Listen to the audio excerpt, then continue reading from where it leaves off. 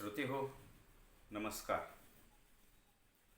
मी आपणासमोर एक रामायणातील प्रसंग सांगतो. श्री राम रावण युद्ध सुरू आहे. सर्व वानरसेना, लक्ष्मण, सुग्रीव, हनुमंत, जांबवंत, नळ, नीळ सगळेजण युद्ध करतायत. युद्धाचा असा एक टप्पा आलेला आहे की लक्ष्मण आणि रावणाचं युद्ध सुरू आहे. रावण लक्ष्मणावर शक्तीचा प्रयोग करतो. त्यामुळं लक्ष्मण मृतप्राय अवस्थेमध्ये निश्चित पडतात.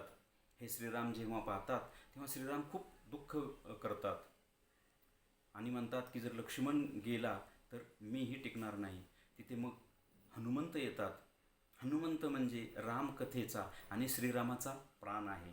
हनुमंत विनंती करतात की प्रभू आपण चिंता करू नका. आणि हनुमंत उड्डाण घेतात, हिमालयात जातात, द्रोणागिरी पर्वत संजीवनी औषधीसहित घेऊन येतात. आणि मग ती संजीवनी औषधी सुषेण वैद्य त्याची मात्रा तयार करतात आणि लक्ष्मणाला पाजतात. मात्र लक्ष्मण सावध होत नाही, लक्ष्मणावर काही परिणाम होत नाही. तेव्हा सुषेण वैद्यही चकित होतात की मी तर आयुर्वेद तज्ज्ञ आहे, तरी हे का झालं नाही. तेव्हा तिथे हनुमंत एक रहस्य सांगतात सुषेण वैद्याला की तुम्ही मात्रा तयार केली पण त्यात रामरस मिळवला नाही, म्हणजे रामकृपा मिळवली नाही. तेव्हा मग सुषेण वैद्य पुन्हा मात्रा तयार करतात.